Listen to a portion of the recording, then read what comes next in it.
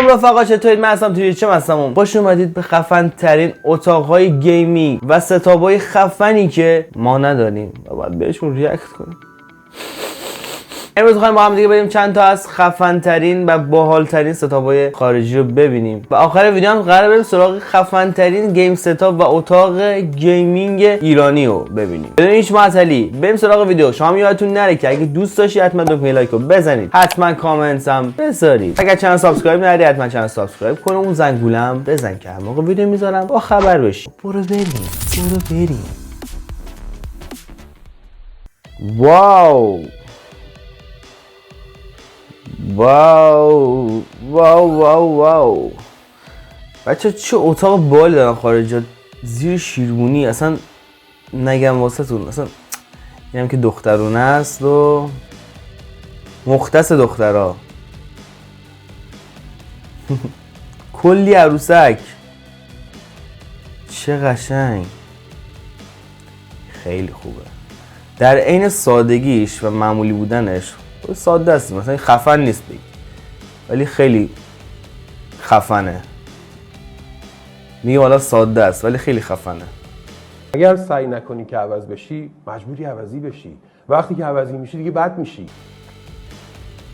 مثلا یه ستاب سنگینه، نمیگیم زیاد حالا اینور نور داره اونور فلان داره دکور داره و این داستانا، ولی یه چیز خفنیه. خب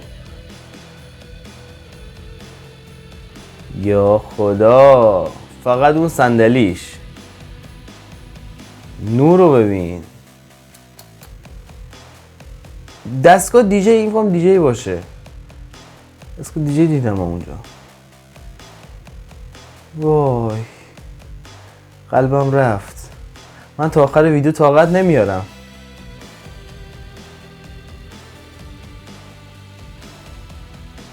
خدا چرا اونقدر مانیتور؟ وای خدا، یعنی میشه روزی من از این ستابا داشته باشم؟ یعنی واقعا میشه؟ تو حسرت این ستابا موندم، اینجوری رنگی داره. بچه من اوایل چیز داشتم، یعنی پی سی داشتم.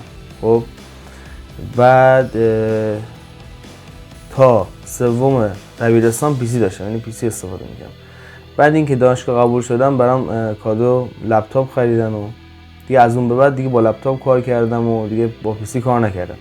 یعنی الان نزدیک به حدوداً 6-7 ساله که با لپتاپ دارم کار میکنم و اینکه با پی سی کار نکردم. میخوام انشالله اگه یوتیوب آمد بالا، میخوام حالا یه پی سی در آینده واسه خودم جمع جور کنم. زیاد حرف نزنیم. واو کفش بود. استیم دک موس. واو مگه میشه آدم توی این کفش بود. مگه میشه آدم توی این اتاقا باشه بیرون نیاد؟ مثلا من توی اتاق باشم دیگه همینجا زندگی میکنم. یه دشتی فقط تو اتاق بذارید دیگه، شام نهار اصلا دیگه از خونه بیرون نمیام. قول میدم بچه خوبی باشم اصلا از خونه بیرون نیام.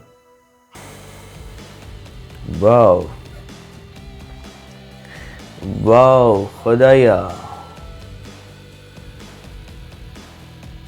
این از این میزاست که میاد بالا تنظیم میکنی، ارتفاعش میاد بالا، خیلی خوبه.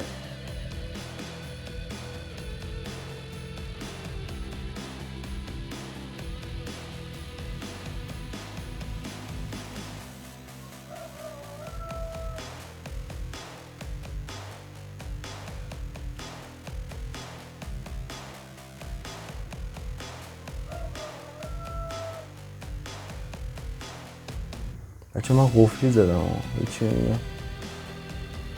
ببین چه خفنه.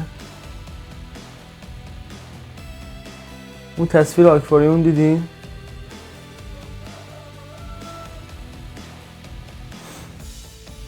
من میخوام همینم باشه کافیه واسه من. اوه الان ببین چی میشه. اولالا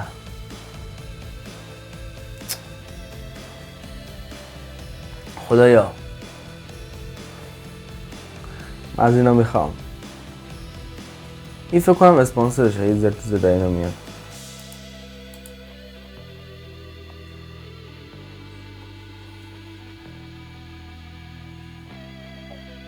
این سه تا باید 2 نفره.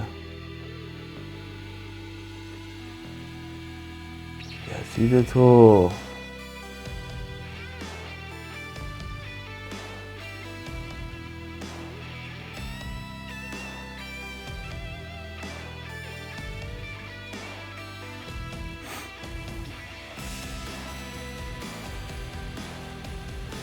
چه کیبورد بالی. با اینجا رو ببین. اوه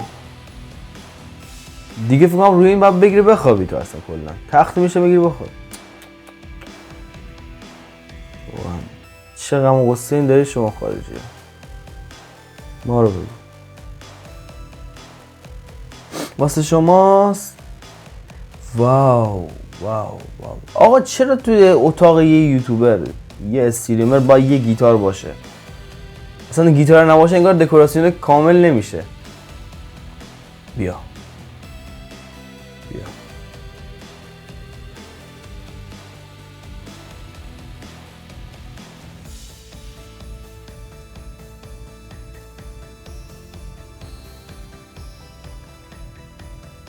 بیا. خیلی گربه. این ورم هست. 2 تا بود. تصویر جابجا شد. وای قلبم میره. تو رو خدا من تا آخر ویدیو دووم نمیارم. واو آی خدای من.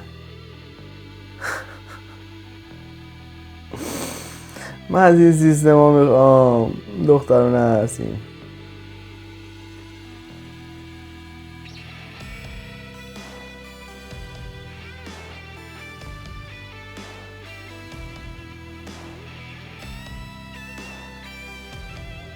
خب ما چیکار کنیم؟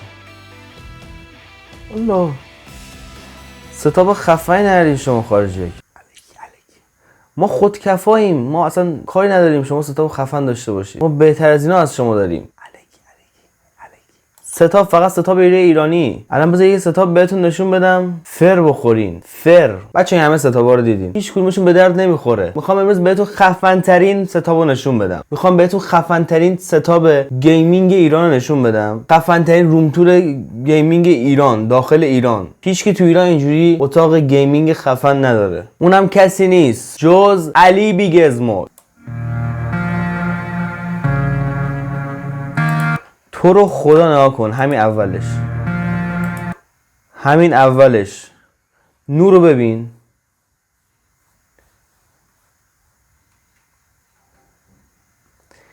دو تا ستا مانیتور ببین. یه ستاپ برای استریم، یه ستاپ واسه گیمینگ.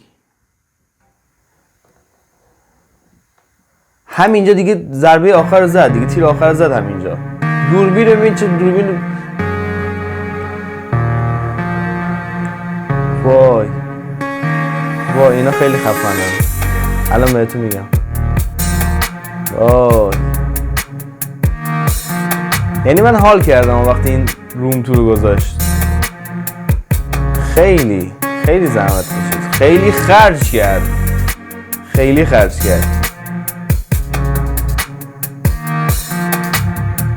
وای یعنی روزی میشه من این اتاقو داشته باشم.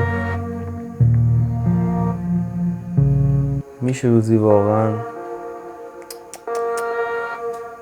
حالا از این دکورش بگذریم. مثلا من اگه بخوام چه اتاقی رو چیز کنم، مثلا رو اوکی کنم، هیچ وقت مثلا این دکور مثلا زیاد شلوغش نمیکنم، چون مثلا چیزام گیمینگ نیست، موضوع گیمینگ نیست. مثلا یه چیز دیگه تو اون دکورا میذارم، تو اون قفس‌ها میذارم. حالا به اون فکر میکنم دیگه. حالا حالا خدا بزرگه تا اون موقع.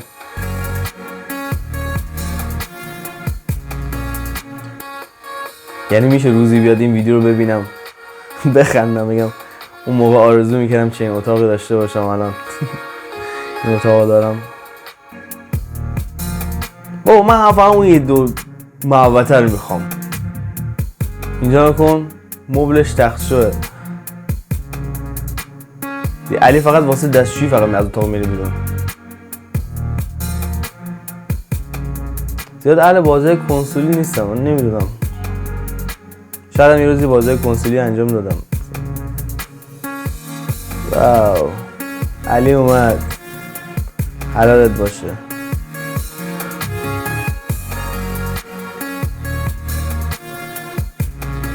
دوربین دیدین؟ لنزش خداست.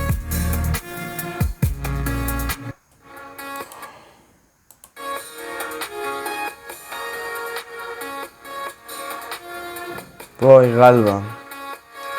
تا آخر این ویدیو ایست قلبی میکنم دیگه نزدیک ایست قلبی رو بزنم. خودش میگفت که 600 تومان واسه اتاق خرج کرده. حالا اون موقع 2 ماه پیش بودش. آره دیگه 2 ماه پیش بود میگفت برای اتاق 600 تومان خرج کرده. الان دیگه مثبت 600 تومان شما حساب کنید.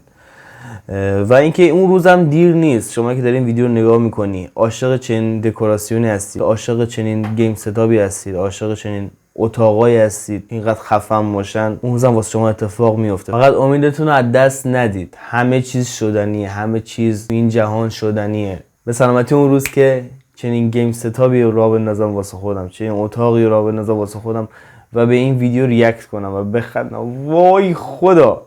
مرسی از همتون. اگر خوشتون اومد حتما دکمه لایک رو بزنید، بفشارید. و اگر کامنتی، نظری، حرفی، چیزی دارید حتما قسمت کامنت بنویسید. و اگر چنل سابسکرایب ندارید، منو برای اولین بار میبینی، حتما چنل سابسکرایب کن، اون زنگولم فعالش کن که هر موقع ویدیو میذارم با خبر بشی. تا ویدیو بعدی بوس به همتون. پیس.